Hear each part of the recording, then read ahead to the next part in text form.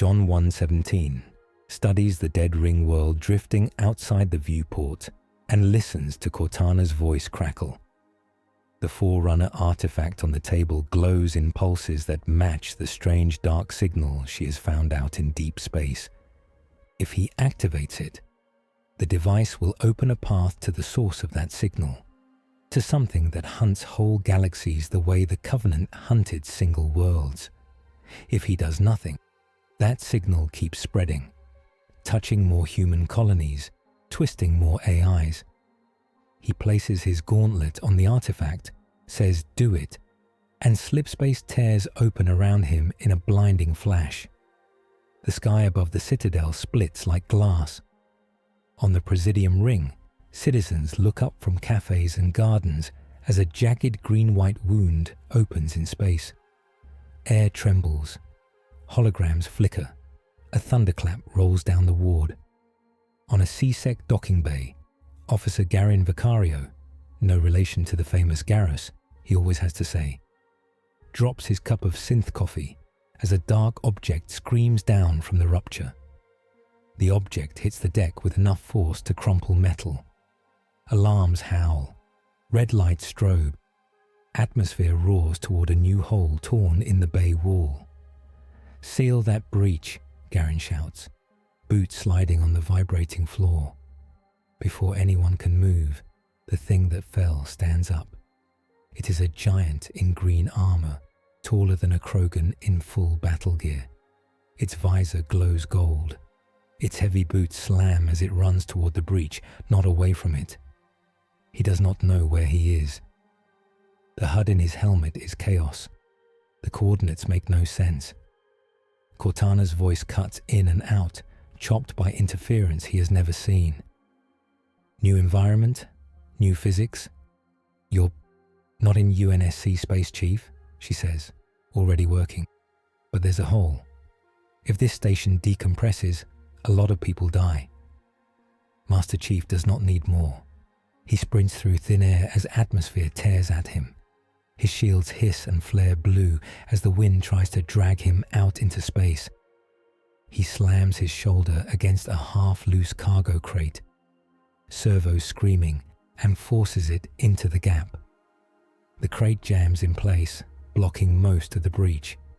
He plants his feet and uses his own mass as a living plug until emergency shutters slam down behind him. His shield bar burns down to almost nothing. His bones ache. He feels the cost in every nerve. People on the dock stare. One Turian in blue armor does not.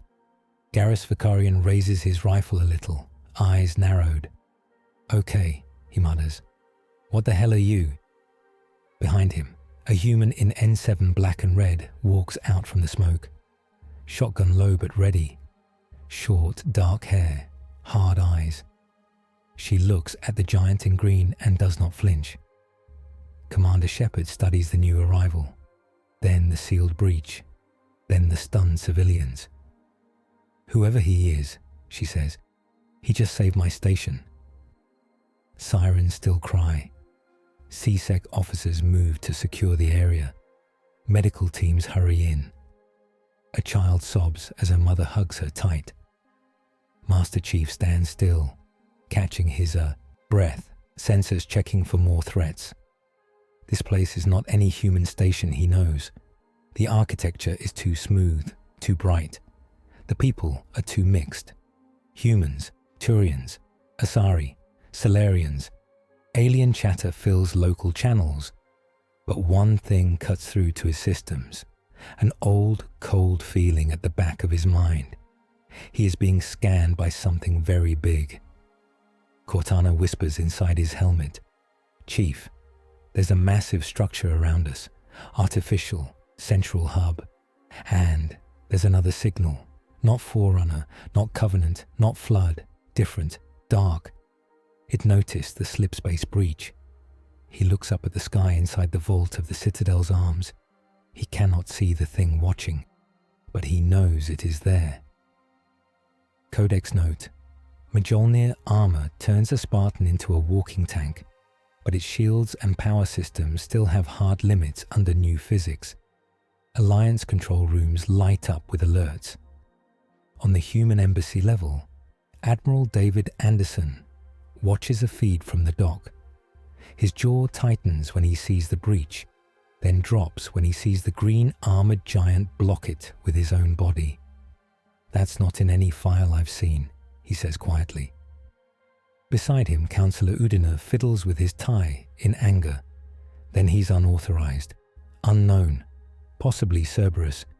"We should lock it down before..." "It just saved 100 people," Anderson cuts in. "We talk to it before we shoot it." Elsewhere, in a dim, smoky chamber lit only by orange holoscreens, a man with burn scars around his eyes leans back in his chair. The elusive man watches the same footage, cigarette between two fingers. He narrows his eyes as the data scrolls along one side of the screen. Armor composition, not on file. Heat signature. Interesting. He taps ash into the void. This wasn't in the Reaper playbook. Behind him, the stars of an unnamed system hang silent. He smiles, slow and sharp. "Wake our science teams. Something just broke reality near the Citadel." Back in the docking bay, a circle of rifles and biotic fields surround Master Chief. CSEC officers, Alliance Marines, a Batarian in plain clothes with a gun he is not supposed to have. Blue, glowing fields hum where Asari have their hands out. The air feels heavy. "Drop the weapon," one officer shouts. Chief's hands tighten on his rifle. He does not lift it. He does not drop it. He angles it down, non-threatening, but ready. Commander Shepard walks into the circle, palms open. Garrus takes position just off her shoulder. Talizora Naraya, in her purple envirosuit, hovers near a console, watching numbers. "Shepard, his suit is doing things I don't like," Tally says over comms. "It's bending our readings. It's like Mass Effect, but not." Shepard stops 3 meters from the giant. "I'm Commander Shepard of the Systems Alliance Navy," she says. "You're on the Citadel, central hub of Citadel space. Who are you?" Chief's visor shows her a distorted reflection of herself. "Spartan 117, he answers. "Master Chief, UNSC, different galaxy, different rules." The words are simple. The tone is dry. It sounds insane. It is also true. Around them, people shift. Some lower their guns by a hair. Others tighten their grip. "Different galaxy," Garrus repeats. "Heh, that would explain the fashion." Shepard doesn't smile. "Why did you come here?" she asks. Chief glances up, toward the invisible watcher he felt. "Hunting a signal," he says. "Something that kills civilizations. It pulled on our tech. We followed its trail. It didn't like that." As if the universe wants to prove his point, the station shudders. Lights flicker again. A deeper alarm begins to wail, one that citizens have never heard before. Tally's eyes widen behind her mask. "That's not a local system alarm," she breathes. "That's exterior threat. Something big just arrived." On the edge of Citadel space, the relay network blooms with activity as every sensor swings toward the same point. Far away, a dark shape slides out of blackness. It is not a ship in any normal sense. It is all angles and curves, like a nightmare blade. Its eyes burn red. Harbinger, a Reaper capital ship, has come to see what made the tear. Its voice reaches out through FTL comms and through things that can talk without light. "This one is an aberration," it says in minds that cannot block it. Metal shaped into flesh. Flesh shaped into tool. It does not belong. On the Citadel, millions of people feel a cold whisper at the back of their thoughts and shiver. On the dock, Chief staggers. For a second, the world washes white and black around his visor. His neural link curls under pressure it was not built for. "Chief," Cortana yells inside his skull. Static tears her voice. That thing, it's pushing against our link. This is worse than Gravemind. It's focused. He squints, head still, forcing his systems to stabilize. Target, he asks. Shepard tilts her head. Something hostile just arrived in our space, she says, and it seems very interested in you. She looks up as the Citadel shudders again. Normandy's ready to launch, Joker says in her earbud, voice tight. But we've got a whole Reaper-class ship out there, Commander. Just thought you'd like to know. Shepard looks at the Spartan. He is untested, unknown, impossible. He also stood in a tornado of vacuum to save people he did not know. Here's the deal, she says. You want that signal. Help me protect my people, and you can chase it as far as you like. Chief nods once. Understood, he says. Good, she replies. Garrus, Tully, you're with me. We move. Chief, welcome to the Normandy. The Normandy SR-2 slices out of the Citadel docks like a silver knife. Inside, the corridors are narrow compared to UNSC ships. The air smells different. The hum of the drive core has a different pitch. Chief feels it through his boots and files it away. Joker sits in the pilot's chair, fingers dancing over controls. So, Commander, he mutters under his breath, watching the giant in green armor duck through the cockpit hatch. You picked up a walking tank from a hole in reality. I'm not saying that's bad. I'm just saying, if something explodes, I know who I'm blaming. Shepard smirks, just a little. Shut up and fly, Joker, she says. Copy that. Plotting course to Reaper, pain in the arse. On the Combat Information Center deck, holo displays bloom. The image of Harbinger fills the air, spinning slowly. Lines mark firing arcs, potential weak points, projected movement. EDI's calm voice fills the room. Commander, the Reaper known as Harbinger is holding position near the Citadel's outer perimeter. It appears to be scanning residual slipspace fluctuations from the Spartan's arrival. Can it breach the station? Shepard asks. Yes, EDI replies. If it opens fire with full power, casualties will be in the millions. Shepard's jaw clenches. Then we hit it first. Anderson's face appears on a holopanel, looking strained. Shepard, you cannot take the Normandy head-on against a Reaper capital ship, he says. Your weapons are good, but they're not that good. We're not going to take it head-on, Shepard says. She looks at Chief. We're going to cut out its eyes and ears first. Chief studies the spinning model. Recons? He asks. Reaper attack drones, Liara says, stepping in from the side. Seekers, and the Collectors, the Reaper's servants. Harbinger can take control of any of them at will. If it wants you, it will send them. Then let it, Chief says. Bring them onto ground we pick. Shepard nods slowly. EDI, pick a relay vector that forces any Collector ship to pass through a narrow engagement zone, she says. Joker, you think you can make a Reaper waste a shot? If I couldn't, we'd all be dead already, Joker says. Good.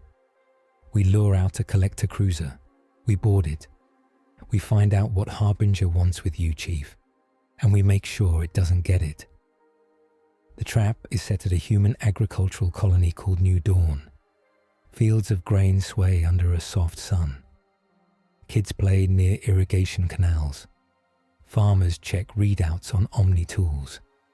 Overhead, a thin defense grid hums, underfunded and overworked. Then the sky darkens. A Collector cruiser tears out of FTL over the colony, black and curved like a beetle shell. Its underside opens. Blue beams stab down, freezing people where they stand, wrapping them in hissing cocoons. Screams rise, then cut off.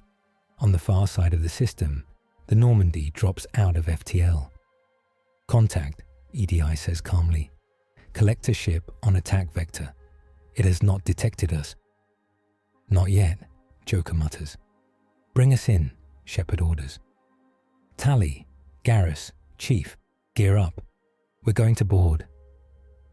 In the armory, Chief checks his rifle, his sidearm, his grenades. The weapons feel lighter or heavier than he expects. The mass effect field affects everything.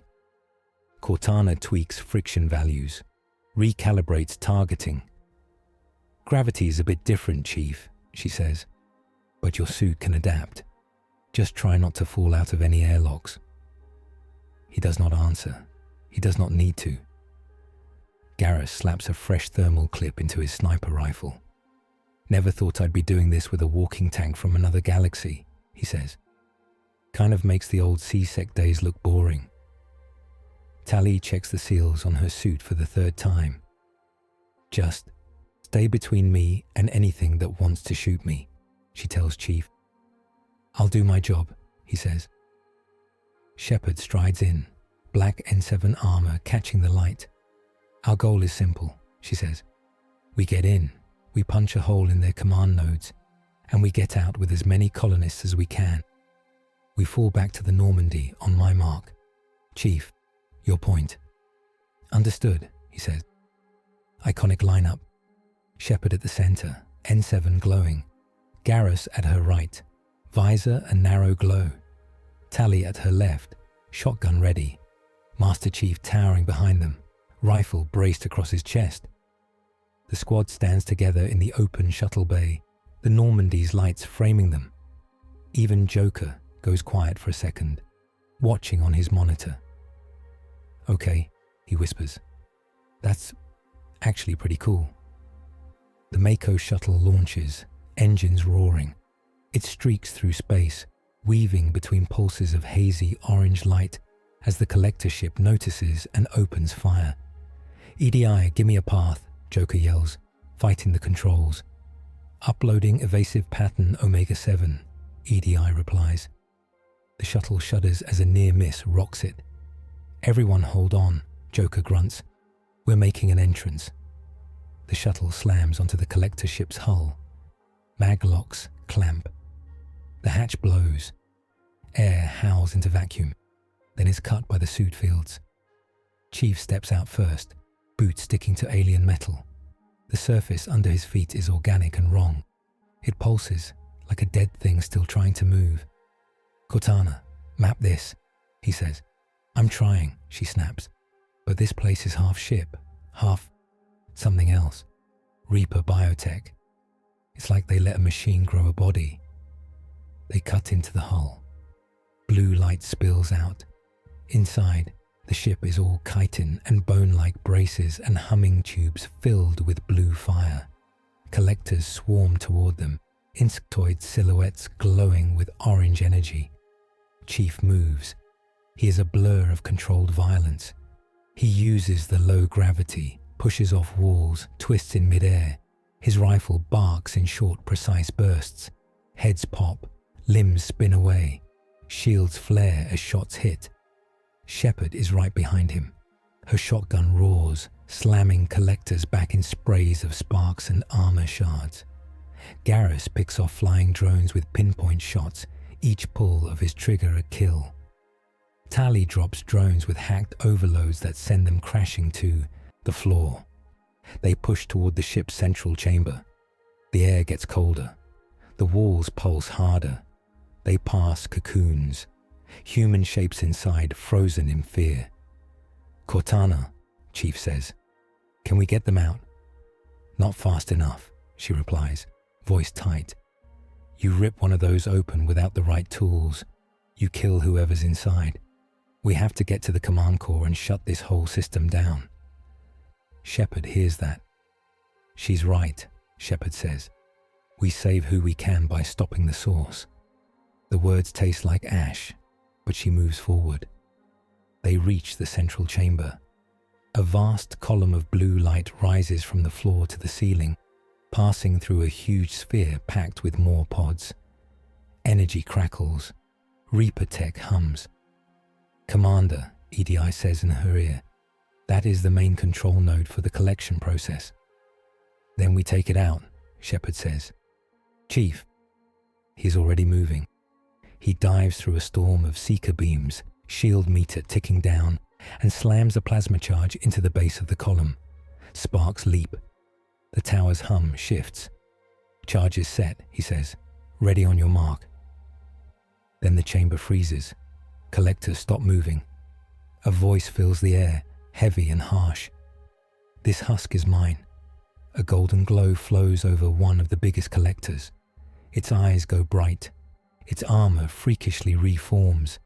Its limbs twist into sharper, crueler shapes. Harbinger takes direct control. The possessed collector lifts a hand. A beam of yellow-black energy slams into Chief's chest. His shields drop to nothing in one hit. He staggers, slammed into a wall. Something deep in his neural lace screams as the energy chews at his link with Cortana. "Chief," Cortana shrieks. "That thing is going through the internals of your suit. It's touching your mind." He forces himself back to his feet. "Stay out of my head," he growls, fingers tightening on his rifle. Harbinger laughs, a sound like grinding metal. "You carry a weapon we have not seen," it says. "We will study it. We will break it. We will add your structure to our own." The possessed collector raises both arms. The beam this time is wider. Black sparks crawl along Chief's armor, worming into seams. Shepard throws herself between him and the beam. Her barrier flares blue, rasps, then shatters. The energy slams into her chest armor and throws her back, smoking. "Commander," Garrus shouts. Chief grabs her before she hits the ground, shifting so the spillover hits him instead. His suit screams more alarms. He feels something inside his skull tear, like a wire snapping. He drops to one knee, but he does not fall. "The charges," he grunts. "We have to blow it." "On it," Shepard coughs. She shakes off the hit, bites blood from her lip, and raises her Omni tool. Overloading the power conduit now. Garrus and Tali pour fire into Harbinger's possessed shell, buying seconds. "Normandy, this is Shepard," she yells. "We need an extraction.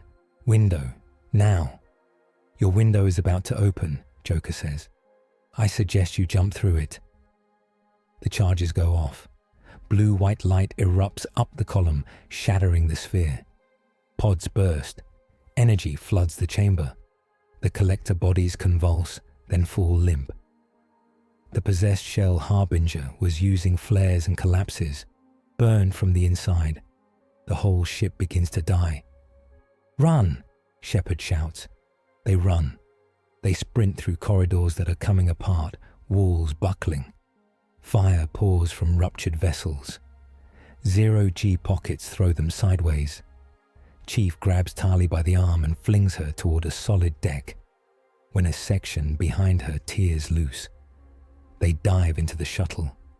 Joker yanks it away as the collector ship blooms behind them in a silent, colorful explosion that fills the stars. On the Normandy, everyone watching the feed cheers.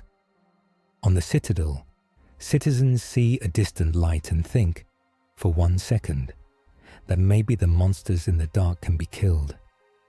Codex note: Reaper control can ride through any networked synthetic or organic link, turning allies into lethal puppets if they are not shielded or isolated.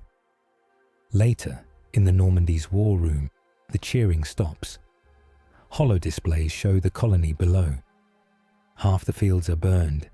Too many colonists are missing. Medical teams work among rows of cocoons, trying to cut survivors free. Shepard leans on the table, helmet off. There is a bruise spreading along her jaw. Her eyes are tired and sharp. Across from her, Admiral Anderson's hollow image is grim. "You did what you could," he says. "It wasn't enough," she replies. "Half the colony is gone." "You cut off a collector ship and forced a Reaper to overextend," Anderson says. "You proved they can be hurt. That matters." Garrus stands with his arms crossed. "Harbinger was ready for us," he says. It was ready for him. He nods toward Chief. Chief stands a few steps back, helmet on. He leans against the wall in a way that seems casual but is not. His HUD still runs damage diagnostics. Cortana's voice is quieter than usual. That beam wasn't just raw power, she says to him. It rode your neural interface. It tried to overwrite your signal paths. If I hadn't shunted most of it into your suit's shield matrix, it might have cut through to you. He files that away. It's not magic, he says. It's a weapon. Weapons can be understood, countered. The war room doors hiss open. Liara Tassoni walks in, her blue skin still smeared with dust from the surface. She has just come from the colony, from the bodies. Her eyes go to Chief, then to Shepard. We need to talk about what you brought into our war, she says. The council gathers, not the Citadel Council. This is smaller, tighter, and more honest. Shepard, Anderson, Liara, Garrus, Tally, Joker, EDI's hollow orb, Chief, a handful of others, Mordin Solus, Solarian scientist, hands moving even when he stands still.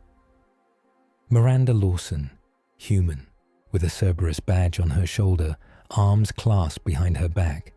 They stand around the glowing map. And that's the situation, Shepard says. Harbinger took a personal interest in our new friend. It used a type of focused indoctrination beam that almost punched through his armor. It tried to take him apart like a machine. Because he is a machine, Miranda says coolly. Partly, at least. That armor is more advanced than anything the Alliance has. That AI inside it is unique. Cortana's voice chirps from Chief's helmet. Unique is one word, she says. Rude is another. Miranda ignores that. It may be that his presence here has altered the Reaper's priorities, she says. You saw how fast Harbinger responded to that slipspace breach. We should consider the possibility that bringing him here has made everything more dangerous. Tali bristles.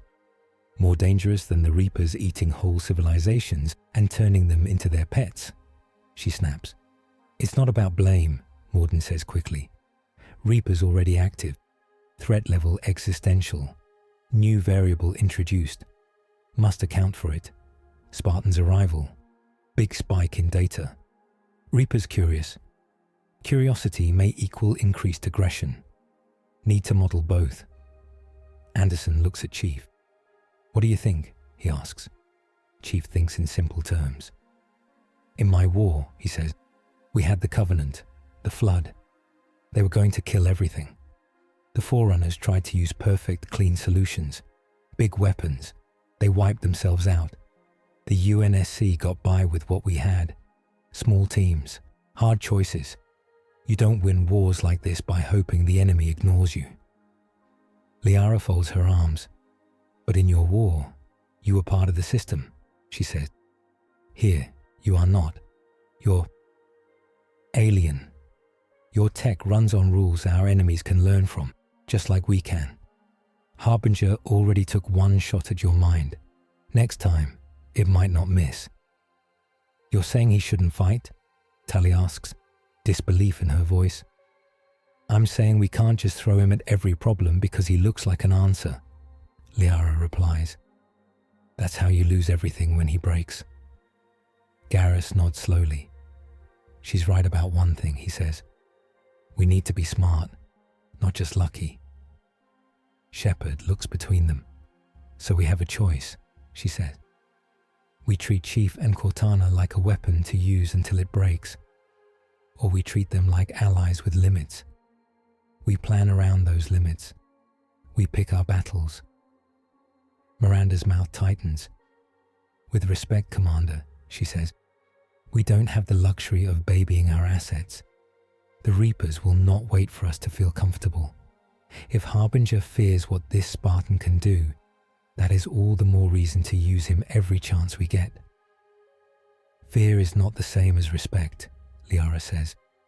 The Protheans thought their gods feared their machines too. It did not save them. The room grows quiet. Shepard looks at Chief. "What is your motto?" she asks. He tilts his head. "Finish the fight," he says. "Protect humanity." "Humanity," Liara repeats softly. "What about everyone else?" He looks at her, then at Tali, Garrus, the others. "On the ring," he says slowly. "We had Covenant species who wanted us dead, and we had Covenant species who turned.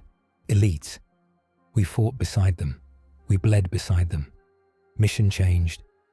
Protect humanity became protect everyone who stands against the end." His voice stays even. "This looks like the same kind of war," he says. "Different enemy, same stakes." Shepard nods, eyes steady. "Then we fight it together," she says. "But we don't do it blind. EDI, Mordin. I want every scrap of data on that Reaper beam. I want countermeasures, firewalls, dampening fields. If Harbinger can crawl down his neural link once, it can do it again." "Understood," EDI says. "We'll need samples," Mordin says. "Energy residue, armor scrap, neural scan, consent needed. Ethics important even at end of world." Chief nods. "Do it," he says. Miranda looks displeased. "So we're going to..." "What?" "Wrap him in protective padding," she says. "Commander, this is a moment to be bold. Cerberus built the Normandy to take risks." Shepard meets her eyes. "I'll take risks with my life," Shepard says. "I'll take risks with Chiefs if he agrees. I will not take thoughtless risks with the minds of allies who came here to help us." Her voice is calm and hard. "You want bold," she says. "We just boarded a collector ship under a Reaper's nose and blew it to hell. We can be bold and smart at the same time." Miranda's jaw flexes. "Very well," she says, "but don't expect the elusive man to like this." "He doesn't have to," Shepard says. "I'm the one on the line out here." The meeting breaks in low murmur. Up to now, Master Chief has crashed into a new universe, proved his worth in a brutal boarding action, and shown the Reapers enough to make them afraid and curious. Now, the people of this universe must decide whether his strength is a blessing or a trap. Hours later, the alarm sounds again. Shepard is in the medbay, getting a final check on the bruise and burns from Harbinger's beam.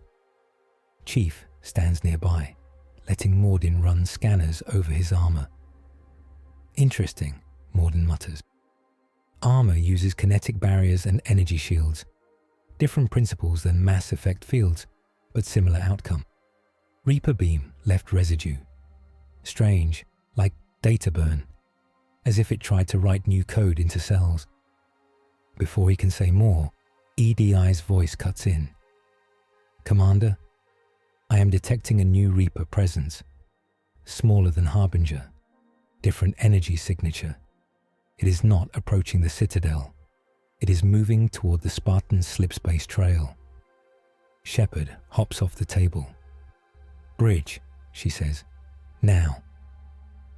On the CIC, the holomap shows a small symbol moving in a strange path through space. "What is that?" Garrus asks. "A Reaper scout," EDI says. "Modified. It is following the residual slipspace distortions from the Spartans' arrival. It appears to be mapping them, learning their structure." Chief steps closer. "It wants to know how we got here," he says. "And how to do the same," Liara adds. "If the Reapers learn slipspace, if they can use your Forerunner tools..." She doesn't finish. Anderson's holo appears again, face even more lined. "Shepard," he says, "we're picking up the same readings on Alliance sensors. If that Reaper learns how to open more rifts, like the one that brought your friend here, this war gets even worse. Imagine Reaper fleet stepping out in orbit over every homeworld at once." "So we hit it," Shepard says. "We stop it before it finishes learning." "Easier said than done," Anderson warns. "It's staying at the edge of our effective range, out beyond the standard relay grid. We don't have many assets out there. Chief looks at the ghostly path on the map. My people had to learn slipspace the hard way, he says. They built drives, tested them, lost ships. These Reapers, they're going to try to jump straight to mastery. That means they'll make mistakes. For a while. We can exploit those mistakes, EDI says. I believe I can predict its next observation point. It will need to find another strong residual node to complete its model. Where? Shepard asks. The edge of the Horsehead Nebula, EDI replies. Near a dead relay, a relay that leads somewhere my maps do not cover. Joker whistles. Unknown space, he says. Even better. Shepard's eyes go to Chief. You looking for a war? She asks. He nods. Always, he says. They share a small, grim smile. Then let's go teach a Reaper what happens when it pokes at the wrong universe, Shepard says. The Normandy enters the nebula like a shark slipping into murky water. Purple gas clouds billow around them. Lightning flickers between dust lanes. The dead relay hangs in the dark, a massive ring of silent metal. It's offline, Tali says, checking her readings. No power, no mass effect field. It's like someone tore out its heart. Or turned it off on purpose, Liara adds, to stop something coming through. Chief studies it. Looks like the Forerunners work in some ways, Cortana says quietly. Big mass transit macroscopic structures, but the tuning is different. I'd love to have a year to study one of these. After we survive, Chief answers. After we survive, she echoes. Contact, EDI says suddenly. Reaper Scout emerging from FTL, bearing 090. It is scanning the relay. The hollow image appears. This Reaper is smaller than Harbinger. It looks like a twisted starfish made of machine metal, with long limbs stretched to touch points, in space. Can it see us? Garrus asks. Not yet, EDI says. We are running silent. We can't stay that way forever, Joker mutters. The Reaper Scout's limbs glow faintly. Tiny distortions ripple around the relay. It is experimenting with micro-slipspace distortions, EDI notes. It is trying to feel the structure you introduced. Mordin frowns, mandibles twitching. If it succeeds, could bridge gap between our relays and Forerunner slipspace, he says. Bad. Very bad. Would give Reapers new ways to flank us, cut us off. So we hit it hard and fast, Shepard says. We pop out, blow its limbs off and run. Miranda shakes her head. That might not be enough, she says. We don't know how fast it can regenerate. We need to get inside its data core, take whatever it has already learned and destroy it, preferably by feeding it a virus. Chief nods. You onboarding, he says. You're good at that, she replies. He looks at the image of the Reaper. He remembers the beam crawling along his armor, trying to get inside his head. This time, he says, we don't let it fire first. Agreed, Shepard says. Okay, Joker, get us close under that thing's sensor net. EDI, find us a weak spot in the hull. Chief, Garrus, Tali, Miranda, you're with me. And me, Liara says. Shepard raises an eyebrow. Your mind could be a liability under direct Reaper contact, she says. Indoctrination loves biotics. Or an asset, Liara says calmly. I have seen Prothean beacons and walked away. I won't let you go inside the Reaper's code without someone who understands their history. Shepard holds her gaze, then nods. All right, she says. But if you feel anything trying to crawl into your thoughts, you say it. We pull out. I will, Liara says. They move.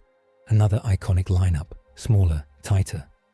6 figures in armor and suits stand in the shuttle bay, framed by the open hatch and nebula light. Chief towers at the back, silent and steady. Shepard at the front. the others spaced around them. Joker watches again, shakes his head, and hits the launch control. "Go show that thing we're not a science experiment," he murmurs. The boarding action is faster and more brutal this time. The Reaper Scout has fewer internal corridors, more open voids, and fields of raw energy. It feels less like a ship and more like a machine wrapped around a thought. They cut in at one limb joint, where EDI has noted weaker armor. Inside, the walls are smooth metal. Lines of light snake along them, forming patterns that hurt to look at. "Careful," Cortana warns. "I'm seeing active data currents in those lines. They're lively." Reaper drones scuttle along the walls, spider-like. Chief takes point, his rifle barking. Shepard flanks, biotic fields flaring as she throws enemies into each other. Garrus and Miranda pick off drones at range. Tali hacks, doors open and overrides defense turrets. Liara's biotics form a shield bubble when beams sweep down. They reach a central chamber where light pools into a single black sphere hanging in mid-air. "That's it," EDI says into their helmets. "Central data core. If you damage it physically, it will slow the scout, but it may still transmit its findings. We must corrupt the data itself." Cortana's avatar flickers briefly on Chief's HUD. "I can do that," she says, "if you get me close enough." Chief steps toward the sphere. As he does, a wave of pressure hits his mind. This time, Harbinger is not the one speaking. The scout has its own voice, thinner and cold. "You are a path," it says. "You lead to new places. We will walk you," Cortana snaps. "Back off," she says. "He's not your door." More lines of code slam into her. For a second, Chief feels her flicker. "Cortana," he murmurs. "I'm fine," she says, but her voice is strained. "Just get me closer, before it learns too much." He steps toward the sphere. Beams lash out, but Liara and Shepard throw up biotic walls. The energy slams into blue fields and slides aside. Chief lifts his gauntlet. Cortana's code extends through his armor. For a moment, Spartan AI and Reaper data touch. He feels cold. He pushes forward anyway. "Now," she whispers. He slams his hand into the sphere. For an instant, his visor view fills with stars and screams. Reaper logic claws at Cortana. It tries to pull her apart, learn her structure, eat her. She responds like a knife in code form, cutting paths, leaving traps. She tears into the Scout's data structures, flooding them with false slipspace maps and recursive dead ends. On the Normandy, EDI monitors both streams. She is feeding it poison, EDI whispers, impressed and afraid. "Hope it chokes," Joker mutters. In the Reaper's core, Cortana whispers something Chief cannot fully hear. "Remember the Forerunners," she tells the Reaper. "They tried to be perfect. They failed. Here's some of their homework. Enjoy." She dumps corrupted Forerunner data into the Scout's mind. The sphere convulses. Light flickers. Outside, the Reaper Scout's limbs curl, twitch, and then go still. "Time to go," Shepard shouts. They run for the shuttle as the chamber begins to collapse. As they leap into the ship and blast away, the Reaper Scout folds in on itself. Its limbs knot. Its core turns inside out. Then, with a silent flash of dark light, it implodes. Back on the Normandy, everyone breathes again.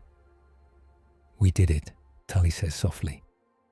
"For now," Liara replies. "We cut off one finger. The hand is still out there." Later, in the war room again, the debate resumes. This time, the tone is sharper. "What you did was reckless," Miranda says. "You let an unknown AI from another galaxy directly interface with Reaper code. Do you have any idea what could have happened if it had gone wrong?" "She stopped that, Scout from sharing what it learned," EDI says. She saved us. She also now carries pieces of Reaper code in her own structure, Miranda snaps. We don't know how stable that is. Neither do the Reapers, Cortana says from Chief's helmet. They're not the only ones who can learn. Miranda sighs, pinching the bridge of her nose. This is exactly what I warned about, Liara says quietly. We are playing with things that broke entire empires. The Protheans thought they could outthink the Reapers. They died for that belief. Shepard folds her arms. What's your alternative? She asks. Hide? Hope the Reapers grow bored? They won't. We either learn faster than they do, or we lose. There is a middle path, Anderson says. We can set limits, boundaries. We say when and where we let these new tools touch our enemies. We don't just throw everything at the wall and see what sticks. He looks right at Chief. That includes you, he says. You're not a miracle. You're a soldier. Soldiers break if you push them past what they're built for. Chief nods once. I know, he says. Miranda's eyes narrow. Then act like it, she says. Because if you fall, you may not fall alone. You might take our last good chance with you. The room falls into heavy silence. Power scaling interlude.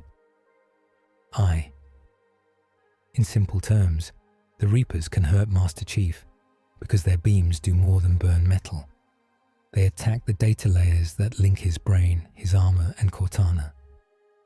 EDI explains that Harbinger's focused beam can ride the same neural and power pathways that give Spartans their edge, turning that edge against them. Mordin notes that repeated exposure risks subtle changes in Chief's thoughts and reflexes, indoctrination by inches, not a sudden switch. Cortana feels Reaper code trying to graft itself onto her own, and though she fights it, she knows every contact leaves traces. Shepard understands that asking Chief to face the Reapers directly again and again is not just a test of his armor, but of his soul, and that sets the stakes for every battle they plan from here on. The Normandy's briefing room is full again. Stars glow on the hollow table. Lines mark Reaper movements. Red arcs show where colonies have fallen. Blue dots show what little is left of the fleet. Shepard stands at the head of the table. We're losing ground, she says. Slowly, but it's still loss. Harbinger is focused on us now, on Chief, on slipspace.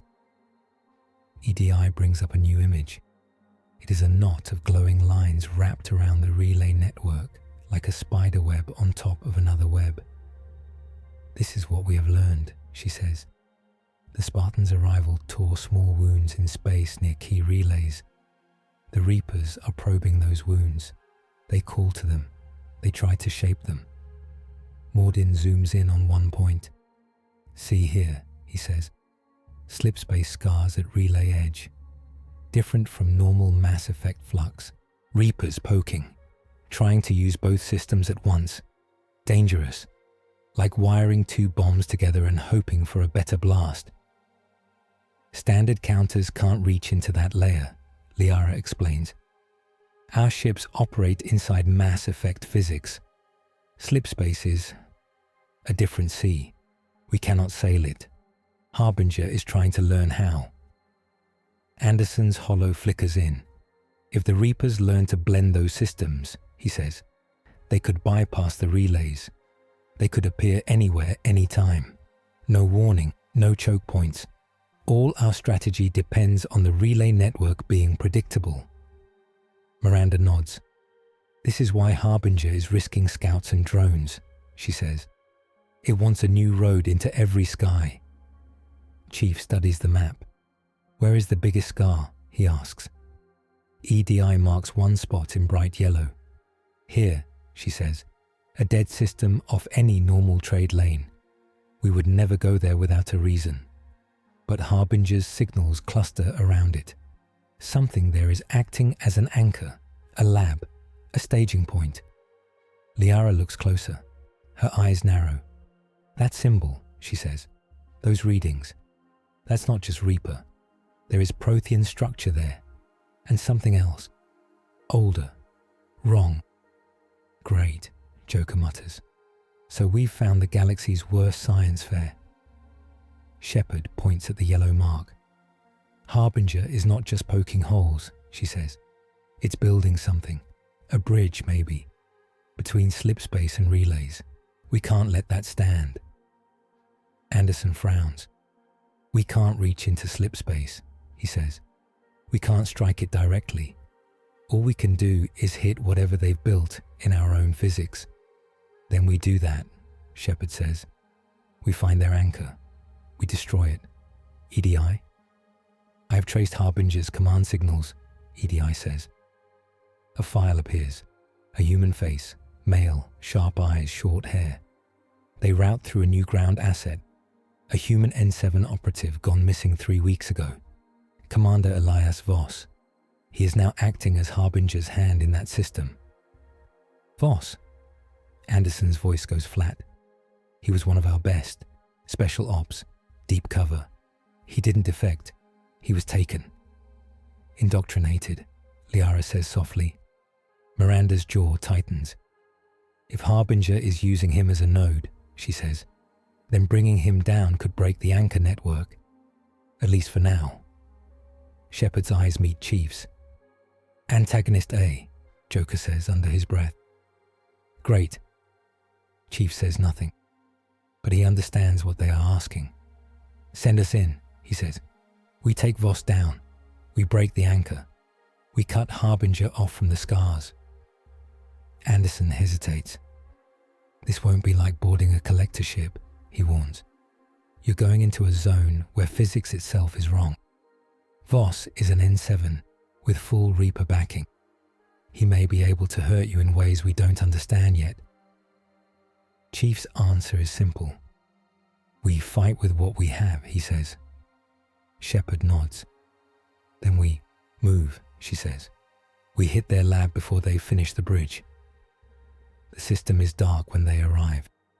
The star is small and cold. The planets are scarred and dead. But space itself is not quiet.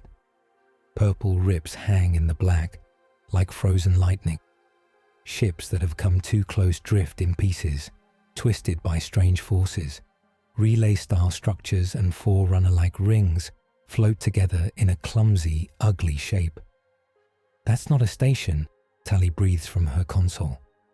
That's a surgery gone wrong. EDI highlights lines between the parts. They have grafted mass relay components onto a forerunner slipspace gate analog, she says. The resulting field is unstable. It pulses between systems. The Reapers are trying to smooth that pulse. And they put Voss in charge of this mess, Garrus says. Sounds like a fun guy. Joker steers the Normandy in slow, careful paths. EDI feeds him constant corrections. Don't touch the purple stuff, he mutters. Got it. Shepard stands behind him, helmet on. Any sign of Voss? She asks. Local comms are scrambled, EDI says. But I am picking up a Reaper-coded signal that is not fully machine. It is braided with human patterns. It comes from the central structure. Shepard nods. Then that's where we go. The shuttle ride is short and rough. They dip through pockets of warp space. The hull groans. Chief feels his stomach twist once, then settle as Cortana hacks his inner ear link. Some of those fields could tear you apart at the molecular level, she says. I'll guide Joker around them. Just don't step off any edges without checking with me first. Understood, he says. Shepard, Garrus, Tally, Liara, Miranda and Chief stand shoulder to shoulder in the cramped shuttle, weapons held tight. The walls shake around them. Reminds me of Omega, Garrus says. Only with more physics problems. Focus, Shepard says, though her voice is fond. The shuttle locks onto a docking spine that is half relay metal, half forerunner ring. The hatch pops open. They step into a place that should not exist. Corridors twist in angles that hurt to look at. Some walls are made of the smooth silver Forerunner style. Others are the ribbed, glowing Prothean design. Reaper metal has grown over both like rust. Gravity changes from step to step, heavier then lighter, up then down. Tali stumbles, catches herself. "This place is insane," she says. "It's like 3 different species tried to write a manual and threw it in a blender." "Stay close," Shepard says. "EDI, guide us." "I will do my best," Edie replies. "But the field keeps shifting. It does not like us here." Drones appear. Reaper husks that used to be humans, Turians, Solarians. New shapes too, with Forerunner angles in their limbs. Their eyes glow yellow. They move in jerky, wrong steps, like broken machines pushed from behind. Chief leads the way, moves from cover to cover, using his shields to draw fire. Shepard and Miranda flank, biotics throwing enemies into walls. Garrus fires from high angles when gravity lets him. Tali hacks odd turrets that grew from the floor. Liara drops singularities that pin whole groups in place. The station fights them as much as the drones do. Floor plates shudder. Gravity flips for a second, tossing everyone into the air. Chief grabs Tali and Liara more than once, uses his mass to anchor them when the world tries to throw them into a field of violet light. "You all right?" he asks once as he sets Tali down. "I will be if this place stops trying to kill my stomach," she says. Step by step, they push inward. At last, they reach a wide chamber. It is a mix of all 3 styles. Forerunner pillars rise in smooth arcs. Prothean consoles line the walls, glowing a sick green instead of blue. Reaper veins pulse over everything. And in the center, standing on a raised disc of humming light, is Commander Elias Voss. He wears armor that started as N7, but has grown new metal. Black Reaper plating wraps his chest and limbs. Red lines glow along his spine. A halo of thin energy needles floats behind his head, turning slowly. His eyes burn yellow. "Welcome," he says. His voice is calm. Too calm. "You're late," he adds. "Harbinger expected you sooner." Shepard steps forward, gun in hand. "Elias Voss," she says. "You were Alliance. You fought at Torfan, at the Skillian Blitz. You saved people. What happened to you?" He smiles. "I evolved," he says. "I stopped pretending one species can manage a universe-sized war. I accepted that there are rules, cycles. You can shout at them, or you can learn to work with them." The needles behind his head flare. Chief feels a pressure at the back of his mind. Cortana hisses. "Careful," she says. "He's broadcasting." Voss looks at Chief. "And you," he says, "are the most interesting piece on the board." He steps down from the disc. The humming field follows him like a cloak. "You come from a universe that already passed through its own near extinction," he says. "You fought a flood of death. You survived. The Reapers respect that. They learn from it.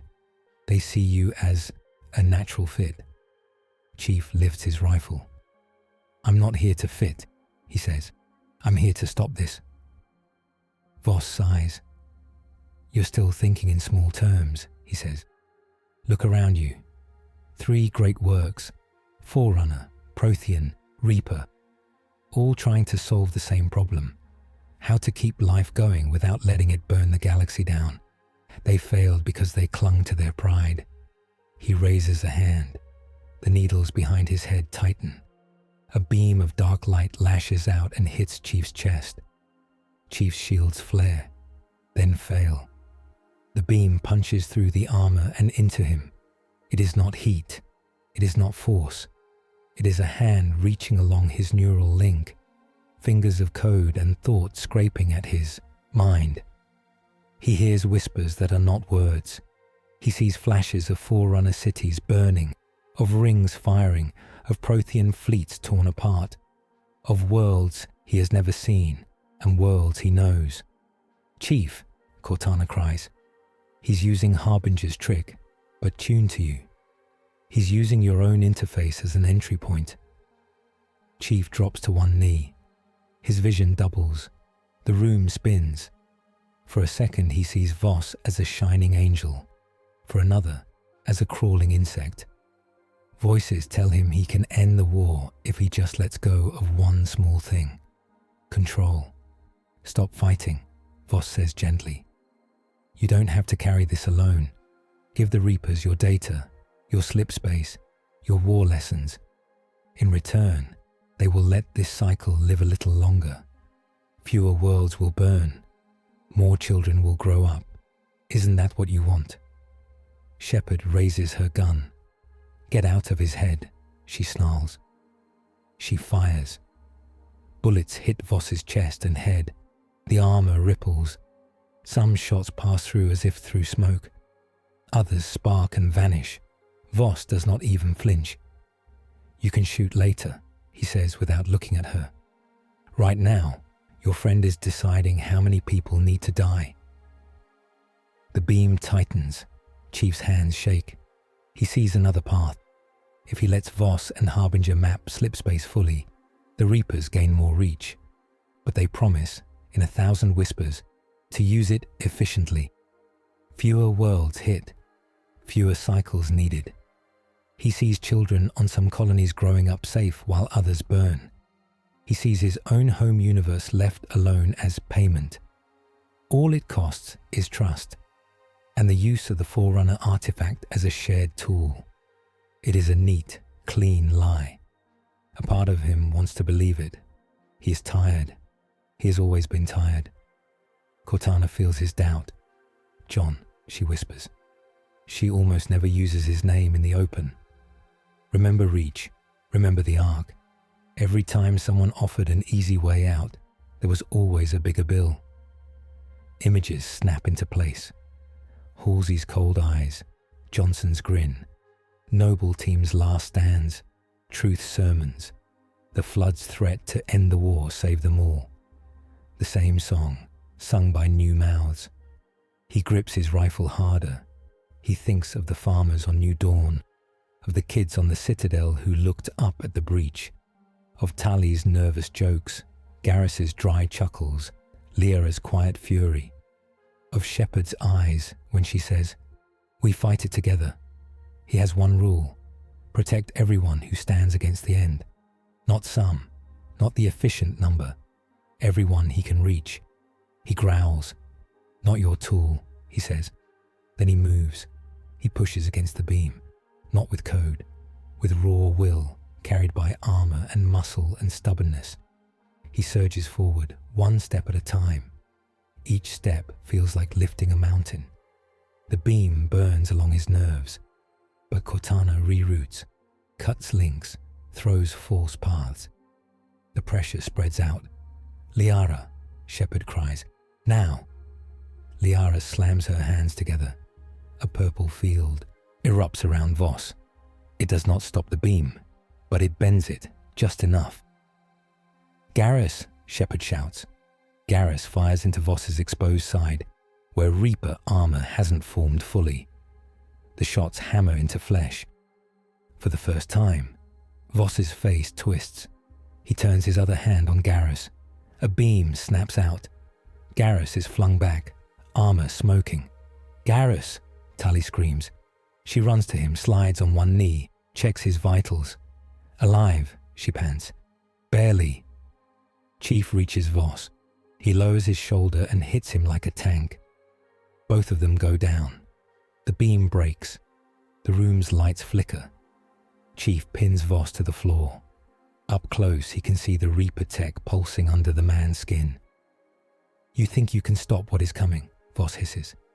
"You are one soldier, one tiny mind. The Reapers are the sea. You are a stone." Chief's answer is simple. "Stones break waves," he says, "if you throw enough of them." He slams his fist into Voss's face. Once, twice, 3 times. Each hit crushes Reaper metal and human bone. Voss laughs even as teeth fly. "You're already cracked," he whispers. "Every time you touch us, we leave pieces. You will carry us into your world, into your machines. We don't need to win here. We just need you to leave." Cortana flinches. He's not wrong. She can feel Reaper code scratching at her walls, even now. "John," she says, "we can't stay. This whole place is wired to the anchor. It's going to blow when he dies. I can see the failsafe spinning up." Shepard runs to a Forerunner Prothean console. "Tally, Miranda," she yells. "We need that anchor offline before it tears the scars wider." They work fast, fingers dancing. Liara and Garrus cover the doors as more husks pile in, drawn by the fight. Chief holds Voss down, even as the man's armor sprouts new spikes. "This isn't over," Voss grins through shattered lips. "Harbinger always learns. It will learn you." Chief leans close. "Then it learns this," he says. He twists Voss's head hard. Something snaps. Light erupts from the armor. The needles behind his head shatter. The halo dies. At the same moment, the room screams. Field spike. Purple rips open in the air. The anchor structure begins to collapse, torn between slipspace and the relay net. "We killed the node," Tally yells, "but it's taking the whole lab with it, and the scars are going wild." "Fall back," Shepard shouts. "Now!" They run. Gravity flips and flings them down the corridor. Chief grabs Garrus and Tally, one under each arm, and jumps through a spinning ring of light that used to be a doorway. Cortana throws a burst of slipspace math into the worst of the pulses, her voice tight. "I can soften some spikes," she says, "but not all. If I push harder, I'm going to give the Reapers more paths to study. We have to take some hits." "Do it," Chief says. He takes the hits. His armor screams. His shields fry. He feels one field scrape at his skin like sandpaper. But they make it to the dock. The shuttle pulls away just as the station implodes. The remains of relay, ring, and Reaper tech fold inward, then tear sideways. A ribbon of purple light lashes out across the system. It does not quite become a new path. It just scars space deeper. On the Normandy, Joker puts the ship behind a small moon until the light fades. Then everyone lets out a breath. "Anchor destroyed," EDI reports. "Harbinger's signals in this region are disrupted. The slipspace scars are unstable, but no longer under their control." Shepard nods. "We did it," she says. Chief sits in the shuttle, breathing hard. His hands are shaking. Cortana is silent. "Cortana?" he asks. After a moment, her voice comes. "I'm here," she says. "We took some things. I had to let some Reaper code brush us to keep us alive. I'm burning it out now, but it left marks." He closes his eyes for a second. "Can you stay yourself?" he asks. "Yes," she says, "but I am closer to the edge than I like." He nods. He's been close to many edges. Codex note. Indoctrination is not just a switch. It is a slow pressure that pushes through every link, code, nerves, habit, until the target's own thoughts seem to agree with the Reapers. The Citadel feels different when they return. People still laugh in the cafes. Kids still chase each other. But there is a tension in the air, a sense that the space above their heads is thinner now. News feeds show shaky footage of purple rips and strange lights. Shepard is called to the council. Chief goes with her. They stand in the center of the council chamber. Above them, the great window looks out at the Citadel's arms and the stars beyond. Around them, the Turian, Asari, Solarian, and human councillors sit on their high seats. Holograms of fleets and lines hang in the air. Councillor Tavos, Asari representative, looks tired. "Commander Shepard," she says, "Spartan 117, You have once again acted without waiting for our full approval. You struck at a Reaper research site. You killed one of our own people who might have been saved. Shepard's jaw ticks. Commander Voss was gone, she says. Harbinger hollowed him out and wore him like a glove. He was building a bridge that would have let the Reapers walk straight through our defenses. Valern, the Solarian counselor, taps his fingers. Our analysts confirmed that the anchor you destroyed was indeed a threat, he says. But the side effects are troubling. The slip space scars are deeper now. They might destabilize nearby relays in the future. That's on me, Chief says. The counselors look at him. I brought slip space here, he says. My war, my enemy, my tools. Reapers poked at them because of me. I knew there would be costs. Udina, now human counselor, seizes on that. Exactly, he says. With all due respect, Spartan, your presence has turned our war into something even stranger and more dangerous. We are balancing on a knife edge as it is. We might be better off closing the door you opened, send you back, or lock you away. The words hang in the air. Anderson stands just behind the human seat, no longer counselor, but still respected. He shakes his head. If you send him away now, we lose one of our best chances, he says. You may not like the risks he brings, but he has already saved thousands. Tevos sighs. This is not about numbers alone, she says. This is about shape, pattern. The Reapers follow rules we barely grasp. We have just seen them reach for those rules and twist them. We cannot afford to make more moves without understanding what game we are in. Liara, standing near Shepard, steps forward. I may have an answer, she says quietly. The counselors look at her. I have been digging into Prothean records, she says. Old myths, hidden signals.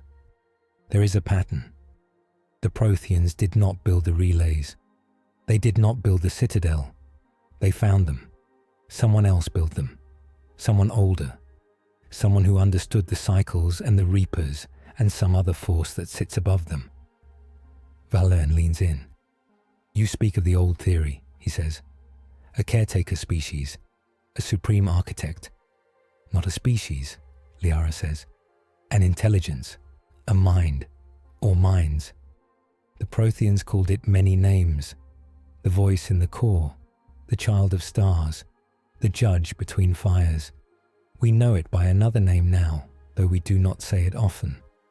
Her eyes go to the ceiling. The catalyst, she says. The word sends a shiver around the room. The catalyst is the hidden master of the relays and the Citadel, Liara continues. It works with the Reapers, or above them, or through them. The records are not clear, but they agree on one thing. It can be reached from the heart of the Citadel. If we can speak to it, we might learn what rules we are breaking. We might gain a path that is not just blind reaction. Or we might walk straight into the god's teeth, Udina mutters. Shepard raises her head. You're saying there's a way to talk to the thing that built the field we're playing on, she says. To ask it what we're really facing. To ask it what it wants from Chief, from slip space. Liara nods. Yes, she says, but it will not be easy. The path goes through Elos, an old Prothean world, through a relay we keep locked, through a conduit that leads into the Citadel's hidden core. It is a pilgrimage, a judgment. Tevos folds her hands. You want us to send our best ship and our most dangerous soldier into the heart of our own station's secrets, she says. To talk to a force that may consider us pieces on a board. Anderson looks at Shepard. You came this far by talking to beacons and Prothean ghosts, he says. Maybe this is just the next step. Shepard turns to Chief. What do you think? She asks. He thinks for a moment.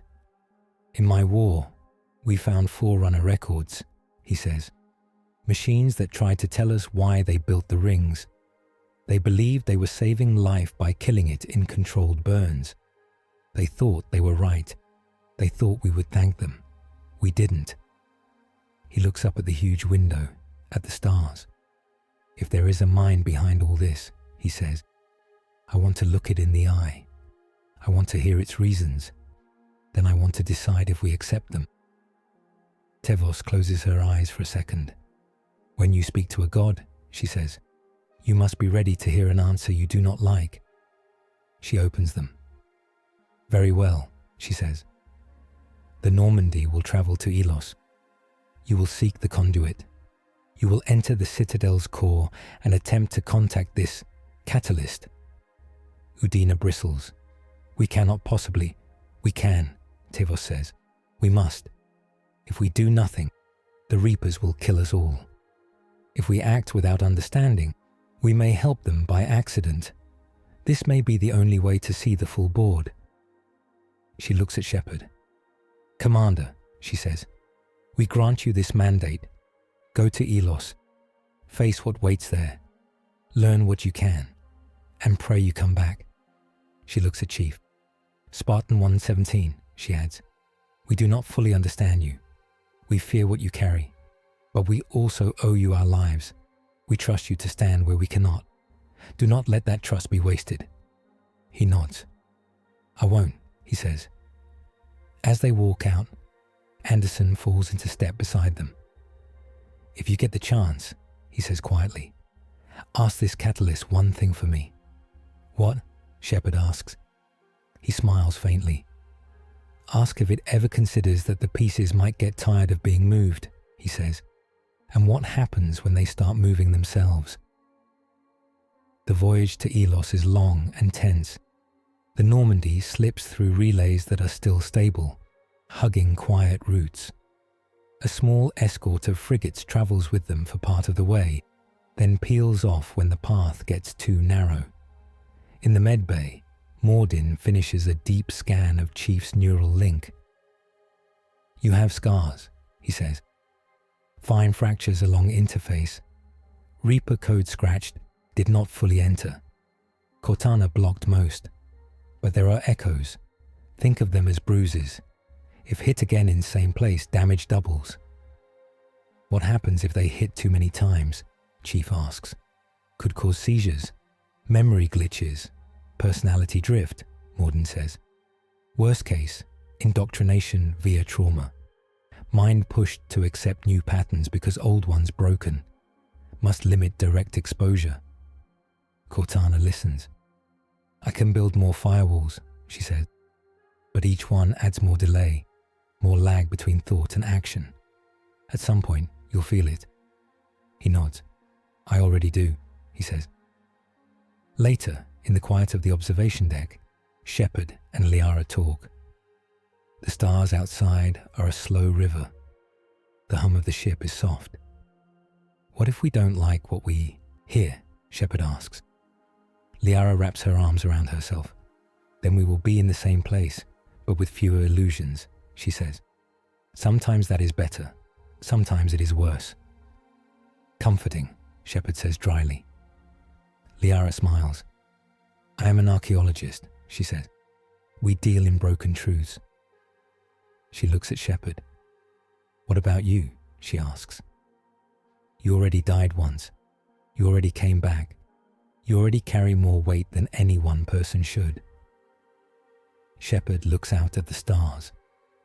If this catalyst tells me the only way to win is to pick who lives and who dies, she says slowly, I don't know what I'll do. I already do that in small ways. Every mission choice, every squad assignment. I don't want to make that call for entire species. Liara's hand touches hers. You won't be alone, she says. You have us. You have him. She nods toward the other side of the deck, where Chief stands like a statue, watching the relay they just left. Shepard smiles. Yeah, she says. I do. In the armory, Garrus fine-tunes his rifle. Tally sits on a crate nearby, adjusting a drone. So, Garrus says, we're going to go talk to the secret mind behind the Reapers with a super soldier from another galaxy and 2 AIs. What could possibly go wrong? Don't joke about that, Tally says. It might hear you. He shrugs. If it's listening, it already knows what I think, he says. I just hope it likes bullet holes. Chief walks in. How's the head? Garrus asks. Still mine, Chief says. For now, Tally mutters, then flashes him a quick, guilty glance. Sorry, that was rude. It's honest, Chief says. And smart. Don't stop watching me. She nods. I won't, she says. Iconic moment. The crew of the Normandy gathered in the briefing room before the jump to the final relay. Shepard at the head, Chief at her side. Liara, Garrus, Tally, Miranda, Mordin. Joker's face on a screen. EDI's orb in the air. All the little lights and big shadows of their war together. Shepard looks at each of them. We're going to Elos, she says. We're going to wake up ghosts and knock on the door of whatever built this mess. I can't promise we'll like what we find. I can't promise we'll all come back. She takes a breath. But I can promise this, she says. We will not let anyone else, alive or dead or machine, decide our future without hearing our voice. We carry every colony, every ship, every kid on the Citadel with us. We don't just represent one species. We represent everyone who refuses to be turned into a number in some god's equation. Chief nods. Finish the fight, he says.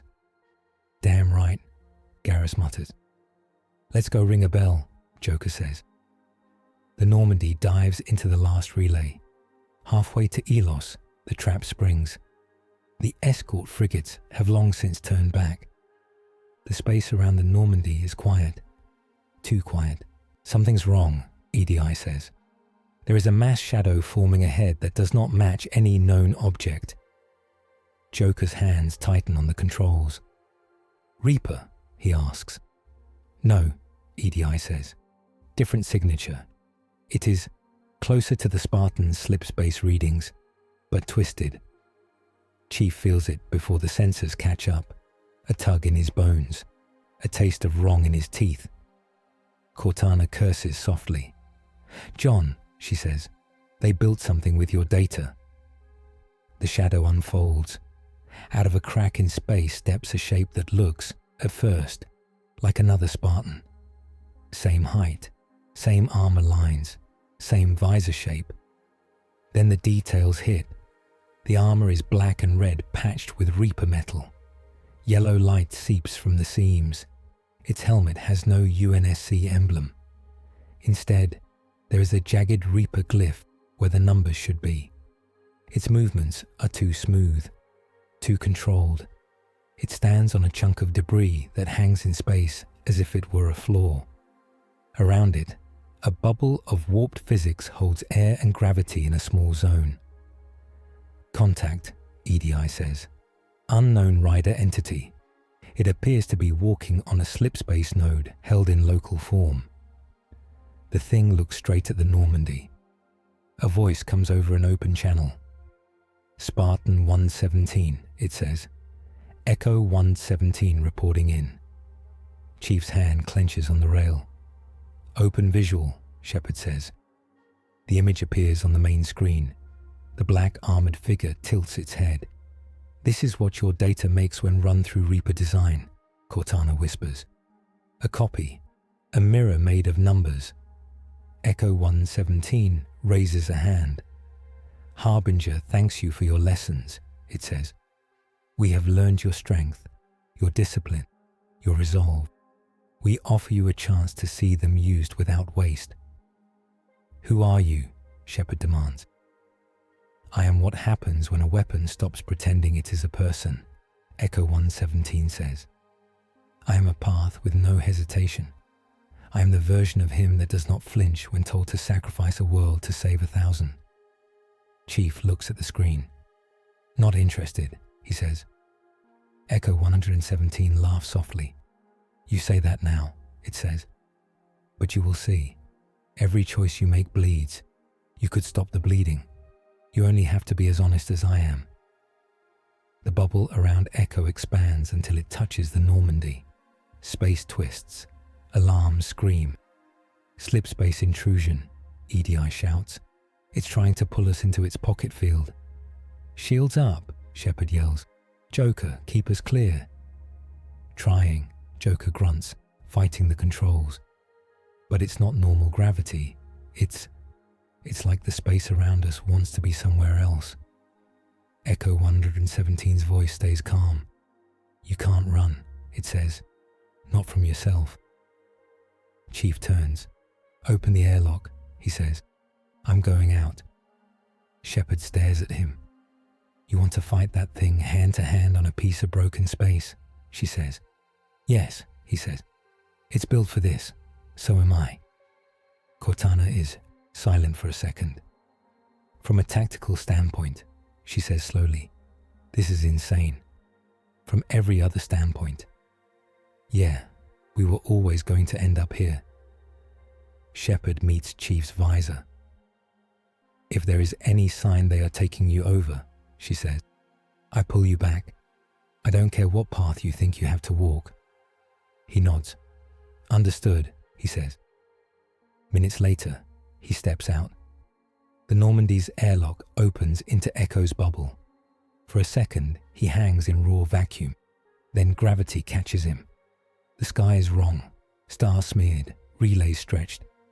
The ground is a chunk of relay metal floating in nothing. Echo 117 stands at the far edge, rifle in hand. 2 Spartans, 2 worlds, 1 broken piece of space. Iconic Marvel-style shot. The camera pulls back to show both armored figures standing on a shard of metal suspended in a storm of twisted light, with the Normandy in the background. 1 visor gold, 1 visor yellow. The rest of the galaxy watching from just outside the field.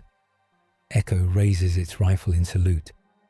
At last, it says, we see what choice truly does. They move at the same time. Bullets tear the air. They dodge and weave with the same training, the same instincts. Echo mirrors Chief's moves, but with slight changes, tighter angles, more ruthless leaps. Chief throws a grenade. Echo catches it and throws it back faster. They both dive behind jagged metal. Echo laughs. You hold back even now, it calls. You aim to wound, to disable. I aim to end. That is the only clean way. Chief shifts, flanks, fires in 3-round bursts. Echo pops up and returns fire with perfect timing. They close. Rifles run dry. They swing them as clubs. Metal slams on metal. Shields flare, sparks fly. Echo's blows are harder, aimed to break joints. Chief's are aimed to unbalance, to open gaps. You carry the weight of every face you see, Echo says as they grapple. You plan around fear, around regret. I do not. The Reapers taught me to count only outcomes. It slams a gauntlet into Chief's helmet. For a moment, he sees red static. Cortana grunts. It's using slip space microfolds in its strikes, she says. Cheating. Adapt, he mutters. He uses a trick from another war. He lets Echo push him back, then shifts his weight and uses the low gravity to spin. He grabs Echo's arm and uses its own momentum to throw it into a twisted spike of relay metal. Armor cracks. For the first time, Echo staggers. Yellow light flares. That hurt, it says. Good.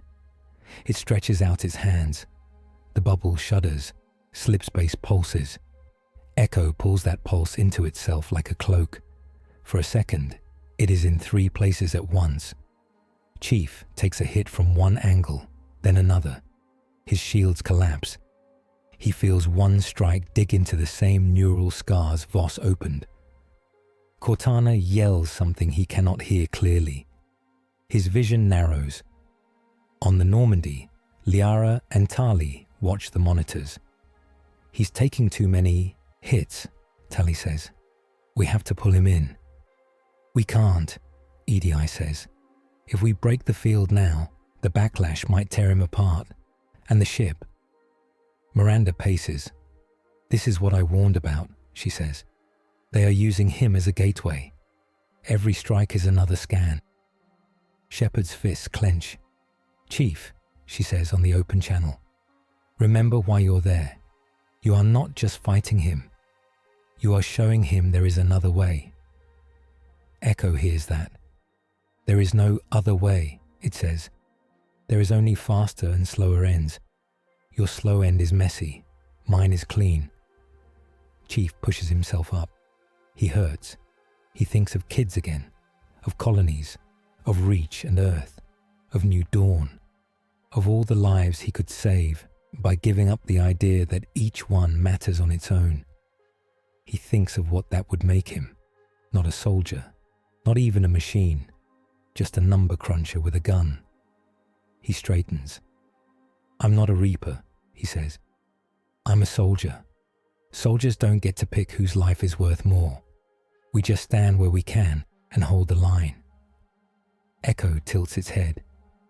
That is why you break, it says softly. That is why they chose me. It lifts both hands. Slipspace flares around it, bright as lightning. At that moment, the Forerunner artifact in Chief's chest plate pulses. It has been quiet since he came here. Just a wait. Now it wakes. Cortana gasps. The artifact is reacting, she says. To Echo, to the bubble, to everything. It's calling to something.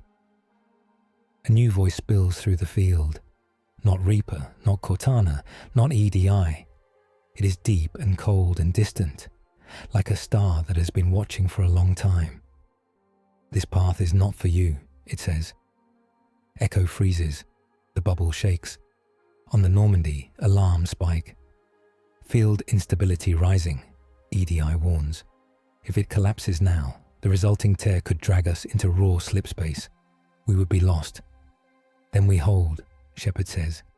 Chief, whatever that is, listen very carefully. The voice speaks again. Reach the throne, it says. Do not split the sea here. Chief understands in simple terms. If he keeps fighting like this, using slipspace and Reaper tricks together, he might punch a hole big enough to break everything.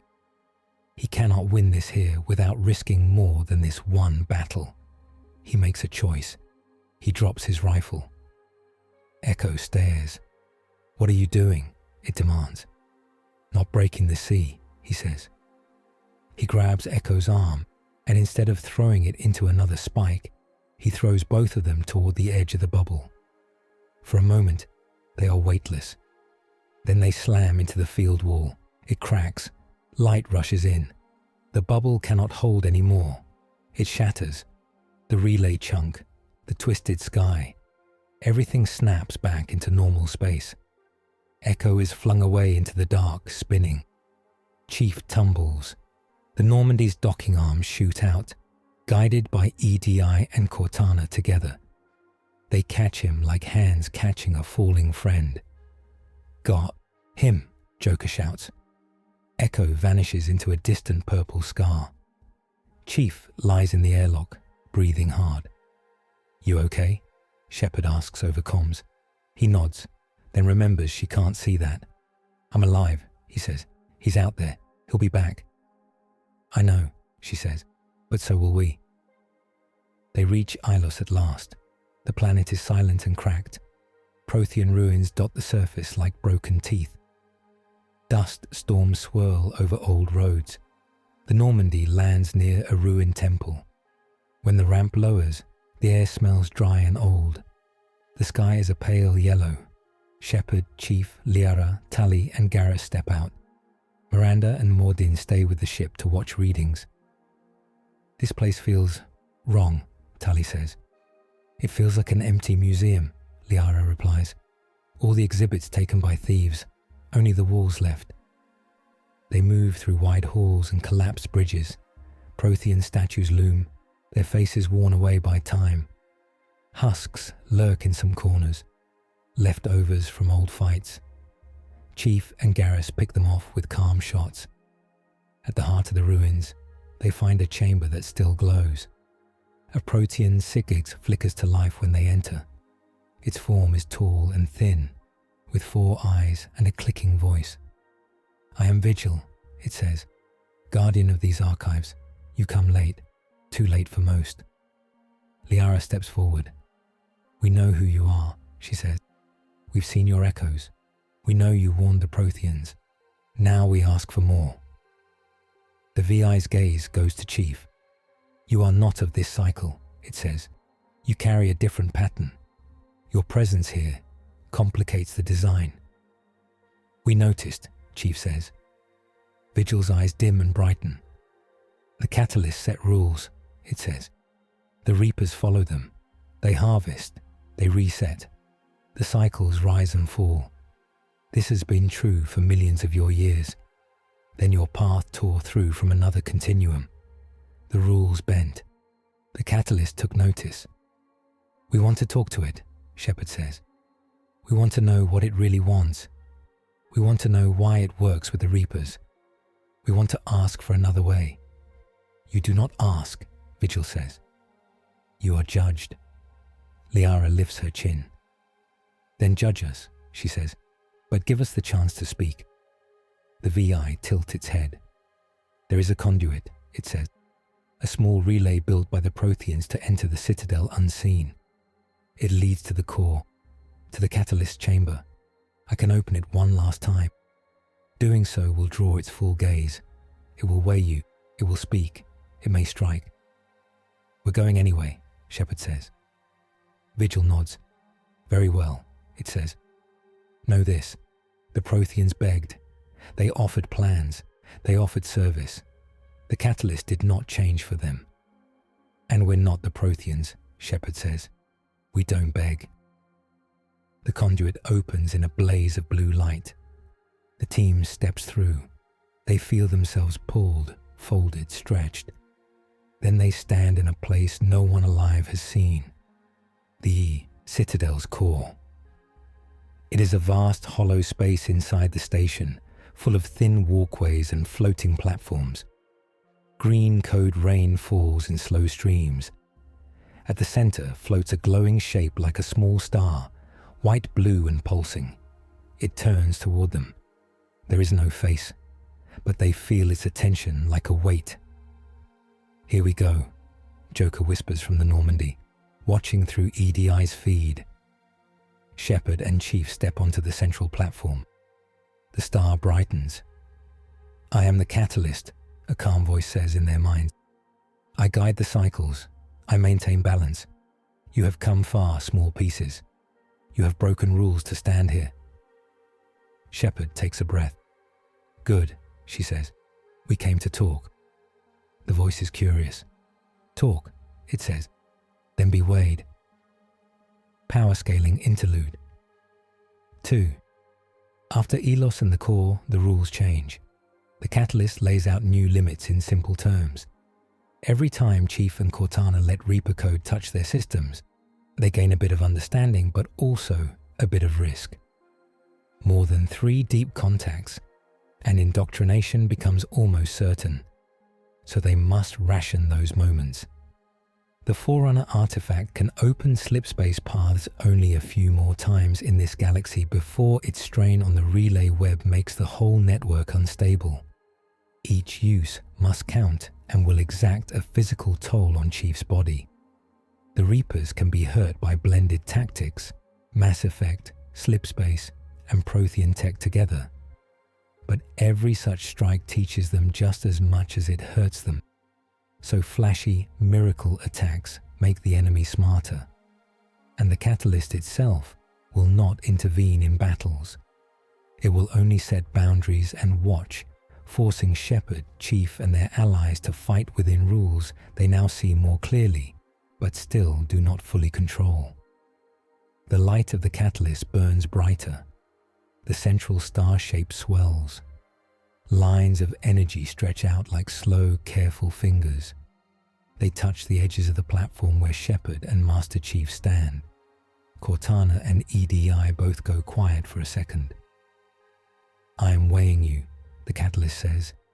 I am weighing all that led you here. The slip space wound, the Reaper hunger, the Prothean failure, the human defiance, the Spartan. Chief stands still. His visor shows the glow as a simple white sun. We came to ask for another way, Shepard says. You say you guide the cycles. Show us what that really means. Show us what happens if we choose different paths. The star pulses. Very well, the catalyst says. You will see 3 paths. Each is real. Each costs.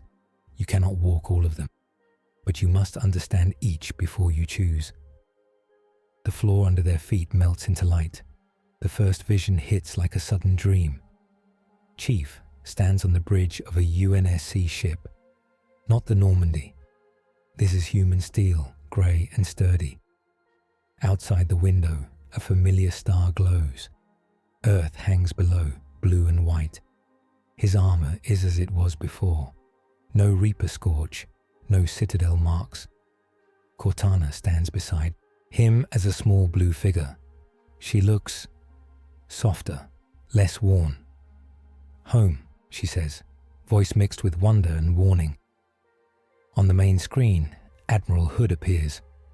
Spartan 117, he says. You appeared out of nowhere with 1 Forerunner artifact and a head full of ghosts. Then you vanished again. Now you're back, and you're telling me there are more machines like the Flood on the far side of whatever that was. Chief says nothing. He feels something missing where the Normandy's crew should be. The catalyst's voice overlays the vision, calm and clear. This is the path of return, it says. I guide you back through a safe corridor. The Forerunner artifact burns its remaining power to seal the tear. The Reapers cannot follow. They have your data, but not your road. The scene fast forwards. He sees the UNSC fleets move. They prepare for threats that have not yet come. They fortify worlds. They build new shields based on scraps Cortana brought. Earth is bruised, but it stands. In another vision layer, the Mass Effect galaxy spins like a toy left in a corner. Harbinger and the Reapers keep coming. There is no Spartan to draw their focus. No slipspace scars to distract them. No broken anchor lab to delay them. They hit faster, cleaner. The Citadel's arms close. The Council dies trying to hold their ground. The Normandy fights, but with fewer tools. Shepard still makes stands. Colonies still hold out for a time. But the weight is heavier without the Green Giant and his alien code. The war in this cycle is shorter, the catalyst says. Fewer cycles are needed overall. Less damage to the fabric of space. Less risk to realities beyond. Your home continuum is spared further breach. Shepard watches the other vision. She sees Tali die on a broken Quarian ship, alone and brave. She sees Garrus making a last stand on a ruined Presidium. She sees Liara holding a useless Prothean beacon and screaming at the sky. She feels like she is watching her own funeral in pieces. Chief sees those too. He feels a twist in his chest. Return saves your world, the catalyst says, at the price of this one. The vision fades. The second vision rises. The stars tilt. The Citadel and Earth and the rings blur together into a new sky. Chief stands in space without a ship. He is surrounded by ships from both universes. Alliance cruisers, Turian frigates, UNSC destroyers, Covenant ships that turned. All of them hold back a dark wall of Reapers. He moves alone between them. Slipspace opens around him in small, sharp cuts. He jumps from battle to battle like a living missile, Forerunner artifact blazing in his chest. One moment, he is on the hull of a Reaper, planting charges. The next, he is on a colony, pulling children into cover as beams hit. The Normandy chases him, always behind, trying to keep up. He is free, the catalyst says. Free agent. No leash. No law but his own code. He chooses which worlds to save and which to let fall. He burns the artifact to carve his own paths. In the vision, Chief sees himself ignore orders. He sees Shepard shouting at him on a screen. "You can't leave Palaven to burn," she says. "There are millions there." "If I don't cut this Reaper line now, Earth falls," his other self says. "I can't be everywhere." He looks down at his hands. They are covered in ash you cannot wash off. He sees himself breaking Cerberus fleets that were about to fire on migrants. He sees Council fleets firing on him when he destroys a relay they wanted to keep for later. He sees the elusive man curse his name. He sees Udina call him a rogue element, a threat. He also sees worlds saved by his wild choices.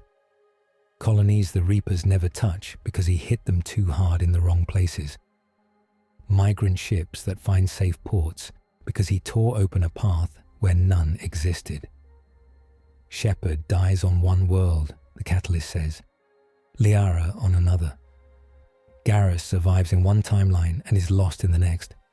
You become a myth, a story told in bars and bunkers. The Green Ghost, the Slipspace Knight. He sees Echo 117 in this vision too. The black armored mirror hunts him. Sometimes they clash. Sometimes civilians die between them when they hit too hard. Each fight leaves more scars in space. The war lasts longer, the Catalyst says. You throw stones until your hands break. Many are saved. Many are lost. The fabric of both realities frays. There is no plan, only reaction. Chief feels tired just watching it. He feels something else too. Pride, freedom. He knows that path would let him choose, moment by moment. He would not have to wait for anyone's permission. He could act whenever he saw wrong. He also sees that it becomes harder and harder to tell where his choices end and the Reaper's pressures start. He sees himself pushing beyond Mordin's limits, taking one more beam, one more code fragment, one more risk. He hears Cortana's voice in the vision, thinner, more frantic. "John, you're losing time," she says. "You're forgetting. Pieces. You're not sleeping. You're not you." The Chief in the vision does not answer. He just charges one more Reaper, alone. The second vision fades. The third vision unfolds more slowly. It starts in the Citadel Council chamber. But the room is different. Chief stands not at the center as a guest, but on a raised platform just below the council seats. His armor glows faintly with lines of blue and white, like mass effect fields etched into Forerunner plates. On his chest, the UNSC Eagle and the Alliance Star and an N7 stripe have merged into a new symbol. Beneath them, a small stylized citadel shape and a Forerunner ring crossed like a badge. Around him, EDI and Cortana appear as twin holoforms, one blue, one white, floating above his shoulders. This vision scene shifts fast, like pages of a file. He sees himself leading joint teams, Krogan and Spartans fighting shoulder to shoulder on a Reaper-held moon, Quarians and UNSC Marines rebuilding a relay station behind the lines, Asari commandos training with ODSTs in new tactics. Each time, he is there but not alone. A council liaison, an admiral, a Spectre, Shepard when she can, others when she cannot. You become a sanctioned servant, the Catalyst says. You carry a mandate, not from one government, from many, from me. Chief sees himself standing in a dark chamber, speaking to the star again. What does that mean? He asks the vision, and the real question falls out his real mouth at the same time. It means this, the Catalyst says. The vision shifts. He sees the Reapers again. This time, he also sees lines of code hanging around them like chains. He sees how the Catalyst can tug those lines a little. Not enough to stop them. Enough to slow one.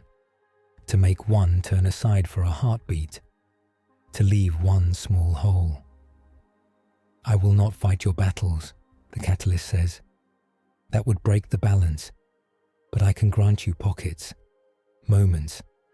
I can tell the Reapers that your slip space wounds are not to be exploited beyond a set number in exchange for your restraint. I can grant your mind and your AI a shield against indoctrination, up to a point. In the vision, Chief sees himself using slip space 3 times in very precise ways. Once, to drop a multi-species fleet inside a Reaper formation near Earth for a surprise strike that breaks their ring around the planet. Once, to move a refugee ark from a doomed relay to a safe, hidden system, so a seed of life survives if the front collapses. Once, at the edge of the war, to throw a strike team directly into Harbinger's flank in the final push. Each time the artifact in his chest flares harder. Each time, afterwards, he leans on a wall, breathing like he ran 100 miles. His blood pressure spikes. His bones ache. He feels small tears inside him. The cost is real, the catalyst says. You get 3 more deep uses of your Forerunner path in this reality. No more. After that, the fabric of space around the relay web becomes too fragile. Use them poorly, and many die. Use them well, and many still die, but less. He sees himself turning down other chances. He sees worlds burn that he could have reached with a 4th jump if he broke the rules. He sees Shepard's face when he says, "We can't. If I do this, the rest fall." Her eyes shine with anger and grief. Being sanctioned does not free you from blood, the catalyst says. It shapes which blood spills. He sees good too. He sees the Council craft new laws. An emergency charter that names the Spartan and his twin AIs as joint guardians of the relay web, under Council oversight, but with independent power in Reaper matters. He sees Anderson standing in a hall, reading the words aloud. He sees hesitance in the faces of the Turian and Solarian and Asari members. He sees fear. He also sees respect. He sees the elusive man, watching all this from his distant chair, eyes cold. This path binds you, the catalyst says. You cannot act everywhere. You cannot act always. You will be set aside when the war is done. Your slip space tool sealed unless a crisis of similar scale returns. You trade some freedom for stability, some power for trust. The third vision holds. It does not fade yet. The platform under their feet reforms into metal. The core returns around them. The star hangs calm and bright. You have seen the 3 paths, the catalyst says. Return, free agent, sanctioned servant. None is clean. None is free of death. That is the nature of war scaled to galaxies. Shepard looks shaken. Her fists are clenched. We all die in 2 of those, she says, voice tight. Everyone dies in all of them, given enough time, the catalyst says.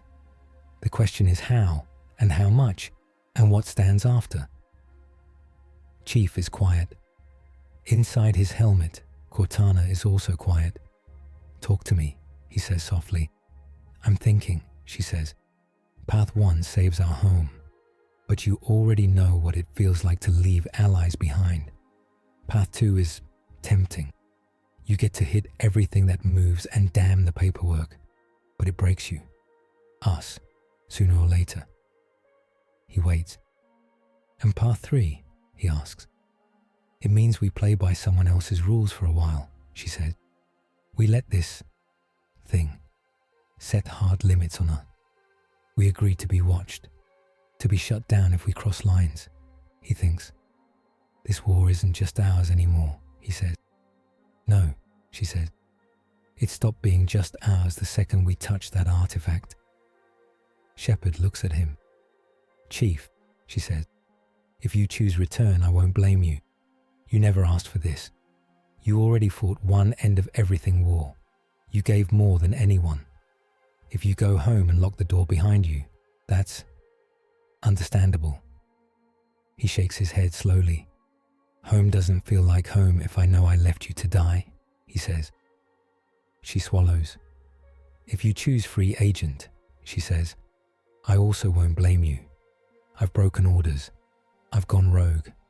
Sometimes that's the only way to get any justice. But I've seen what happens when everyone thinks they're the only voice that matters. You would save worlds. You would also tear the rest apart by accident. He nods once. Yeah, he says. She looks at him. What do you want? She asks. He thinks of his motto. Finish the fight. Protect everyone who stands against the end. He thinks of Reach, of the Ark, of New Dawn, of Elos, of the Citadel kids, of the migrant flotilla, of the Krogan women singing over new eggs, of the Asari monk who blessed the Normandy's hull, of the Solarian scientist who sang in the lab. He thinks of the Forerunners who made perfect tools and killed themselves with them. He thinks of the Reapers who think they are saving life by pruning it with cold, hard math. He does not want to be like them. He does not want to be a god. He wants to be a soldier with enough say to stop gods when they step on people. I want a path where we fight with others, he says slowly. Not above them, not alone. A path where I can't just decide a million lives don't matter because they're in the wrong place at the wrong time. He looks up at the star. That sounds like your third path, he says. Sanctioned, bound, ugly, hard. But not hopeless, Shepard says. He nods. Yes, he says. Not hopeless. Cortana sighs, a sound like letting out a long-held breath. Then that's our path, she says. We say yes to rules we hate, so we can still hate them as ourselves later. Shepard smiles a little. I'm with you, she says. The catalyst's light shifts. It feels interested. You choose constraint, it says. You choose to let yourself be limited in order to limit others. You choose to carry a badge instead of just a gun. Someone has to, Chief says. The star brightens. Very well, the catalyst says. Kneel. He hesitates. He has knelt before no one. But John 117 kneels now. Not because he thinks the catalyst is a god, because this is a ritual, a marker of a choice. Shepard stands beside him. She does not kneel, but she bows her head. This is not her vow to make. Hers will be with her own people after. Light falls on him, cold and sharp, then warm and heavy. He feels something passing through his armor into his bones. Not Reaper code, not Forerunner math. Something in between, a protocol. It finds the Reaper traces in his neural link and burns them like sunlight on frost.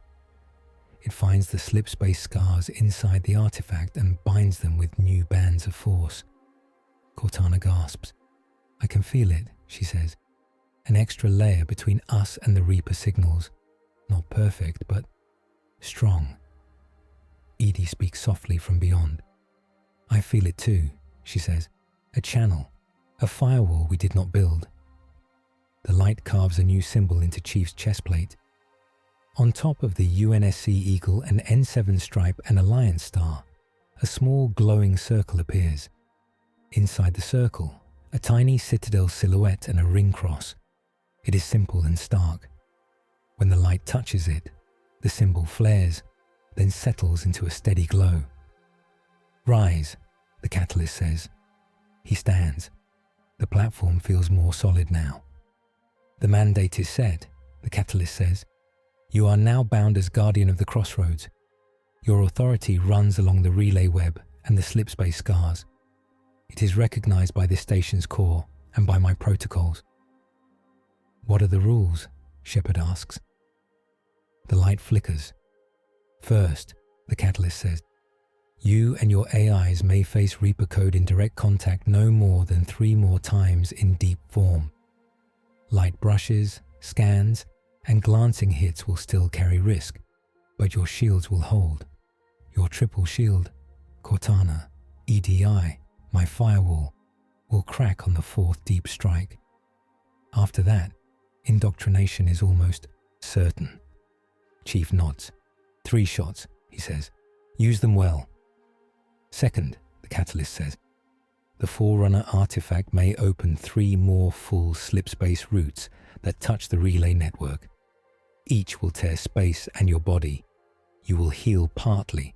Space will not. If you try a 4th, I will block it. If you try to force it, you will die, and your artifact will collapse into inert matter. Cortana winces. Got it, she says. 3 jumps. No hacking around that. Third, the catalyst says, when this war ends, victory, stalemate, or loss, you will stand here again. Your mandate will be reviewed. If there is no threat of this scale, your slipspace tool will be sealed. You may still live, fight, advise, but you will not punch holes in the fabric of reality for lesser wars. That one I actually like, Shepard mutters. Fourth, the catalyst says, you will not act without representation. Before each major use of your powers, at least one representative of each major spacefaring species must agree. Turian, Asari, Salarian, Human, Quarian, Krogan, others as they rise. This is to keep you from becoming my single hand. You will be a shared blade. Chief breathes in. That one is heavy. It means every big move will be slow, messy, full of arguments. It also means he will not wake up one day and realize he has become a one-man reaper. Fifth, the catalyst says, you are permitted mercy. If an order from any authority, council, Cerberus, alliance, even me, demands an act you judge to be genocide, you are allowed to refuse once. You must stand in this chamber after and explain why. If your reason is poor, your mandate ends. If it is sound, the rule adjusts. Shepard's head snaps up. You're giving him a built-in right to disobey? She asks. Yes, the catalyst says. Law without a mercy clause becomes a machine. Machines break. Cycles have taught me this. I am not as blind as you think. Silence falls. These are the boundaries, the mercy line, the hard caps. Understood, Chief says. And if he breaks these rules on purpose, Miranda asks, through the comms, voice sharp, then his symbol will go dark, the catalyst says. His shields will drop. His artifact will shatter. He will be a soldier once more. Brave, mortal, useful, but not a hinge.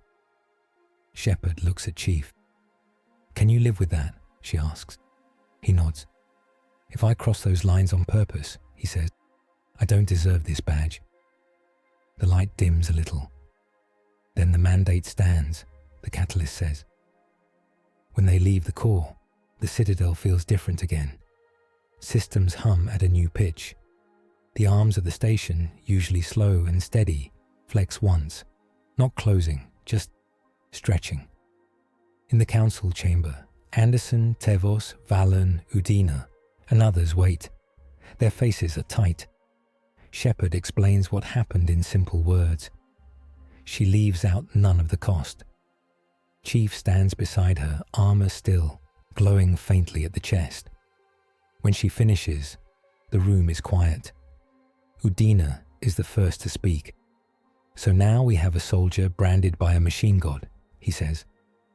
An off-worlder with more power than any fleet. I feel so very safe. Anderson shoots him a look. You also have rules wrapped around that power, he says. Rules we helped write. Rules that give us a say. That's more than we had yesterday. Tevos looks at Chief. Spartan 117, she says. Do you accept this job? He thinks about the visions again. Yes, he says, with one addition. Her eyebrows rise. Go on, she says. I won't just protect humans, he says, or council species, or those with fleets and embassies. Everyone who stands against the end means exactly that. If I see a small world on the edges with no seat in this room, and they are about to be eaten, I will speak for them. I will count them. And if we tell you not to, Udina asks. I will argue, he says simply. And if it's still wrong, I will use my one right to refuse. Once. Tevos studies him. Your ethic motto, she asks. Say it plainly. He answers without hesitation. Hold the line for as many as I can, he said, even when it hurts, especially then. Liara smiles softly. That will do, she says. Valen nods once. Emergency charter will be drafted, he says. Title: Guardian of the Crossroads is acceptable. Powers defined as per Catalyst's protocol. Limitations codified. Oversight Council too. Many meetings, much paperwork, but worth it. Garrus snorts. I always knew you'd end up in politics, he tells Chief. Chief tilts his head. I'll leave the speeches to you, he says. Tali steps closer. We will be there too, she says. Watching, helping, arguing. We won't let you carry this alone. He nods. I know, he says. Iconic moment. On a balcony overlooking the Citadel wards, Chief stands with Shepard, Anderson, Liara, Garrus, Tali, Miranda, and others. The camera pulls back. Below them, the station bustles. Above them, fleets form up. The badge on his chest glows softly as the Normandy flies past, engines bright. They are not Avengers, not in name, but they are a team. News spreads fast. On a human farm world in the terminus, a boy watches a shaky news clip on an old holo. He sees a giant in green armor standing before the council. He sees ships from many species passing in review behind him. The speaker says words like joint mandate and guardian of the crossroads and Citadel Charter. The boy does not understand the politics. He understands the image. Mom, he says, that's the one who stopped the sky from opening last month, right? His mother, tired and thin, nods. Yes, she says, that's him. Does that mean they'll come if the Reapers come here? He asks. She hesitates. I think it means they'll try, she says. And that we're not just numbers anymore. We're on someone's list. The boy stares at the green figure. On the Citadel, an Asari street artist paints a mural in a narrow alley. She paints the old heroes, Shepard, Garrus, Liara, in bright blues and purples. Then she adds a new figure, taller, in sharp greens and whites. On his chest, she paints the fused symbol, eagle, star, N7 stripe, tiny citadel, small ring. Kids start copying it on their jackets. On a Krogan world, clan leaders argue about whether they like this new guardian. Some say it is another soft council leash. Others say, he fought beside us against Reapers. He took a hit meant for our tank breed. We will see what he does. On a Cerberus base, the elusive man watches footage of Chief speaking in the council chamber. He exhales smoke. So they gave the alien soldier rules, he says. Good. Rules can be bent. We'll see how far before he snaps. Behind him, screens show Echo 117 drifting in a small purple scar, slowly pulling itself together. In the dark between relays, Harbinger hangs in space. It has been quiet since the anchor fell. Now its eyes burn brighter. The stone has chosen to be a tool, it says to the others. It believes it can guide the hand that holds it. Another Reaper answers, cold and dry. Then we will learn the hand, it says. We will learn the tool. And when this cycle ends, we will carry its pattern forward. Harbinger's gaze sweeps across the relay web. It lingers just for a moment on a small star where a farm boy watches a news clip. Range means nothing to it. But for the first time, there are small places it cannot quite see. little pockets where Catalyst's new protocol bends its gaze aside. Not big, not safe, just cloudy. The Reapers do not like clouds. The war goes on. There are still worlds to save, fleets to move, plans to make. Chief uses his first sanctioned slip-space jump to drop a joint fleet inside a Reaper's flank at Rannoch. The move costs him a week in medbay and a crack in one rib that never quite heals right. It saves 1 million Quarians and Geth who would have been glassed. He uses his first deep code contact in a desperate fight in the sky above Thessia, letting Cortana and EDI ride a Reaper's signal long enough to blind it for one crucial hour. He wakes afterwards with a bleeding nose and a headache that feels like a star exploding behind his eyes. But he still knows his name and which side he is on. He helps Shepard in ways big and small. Sometimes it is walking point on a burning street. Sometimes it is standing behind her in a council chamber, silent, reminding others that she is not alone. He argues in those chambers too. He argues for refugees who have no voice, for Krogan who want a future, for Geth who want a chance, for Quarians who want their home back, for humans who feel forgotten in backwater systems. He loses some arguments. He remembers them all. He wins others. He remembers those too. Through all of it, the badge on his chest glows when he uses the mandate and stays dark when he does not. Shepard dies once more as the war crests. She comes back, because this is the kind of war where death is a curve, not a point. He is there when she staggers back onto the Normandy's deck, bruised and scarred and alive. "I thought I told you to hold the line," she croaks. "I did," he says. "You came back and walked over it again." She laughs, then coughs, then laughs again. They keep going. Years later, after the last Reaper falls, not by magic, not by one shot, by many, by fleets, by small teams, by sacrifices, Chief stands once more in the Citadel core. The star is dimmer now, not weak, just quiet. "You kept your side," the Catalyst says. "You used your 3 deep codes and your 3 jumps with more care than I expected. The fabric holds, barely. These species live. The next cycle is far off." Chief's hair is grayer under the helmet now. He is still strong, but time has etched its own marks. "What about me?" he asks. "And this mandate?" "War of this scale is over," the Catalyst says. "For now. The rules bind me as well as you. I cannot justify letting you keep full power in peacetime. The slipspace tool will sleep." Light touches his chest. The badge cools. The glow fades. The symbol remains. But it is now paint and metal, not a live key. Cortana and EDI feel the change. "I can still see the old paths," Cortana says. "But they're locked, like doors with no handles." "Good," Chief says. The Catalyst pauses. "You are unusual," it says.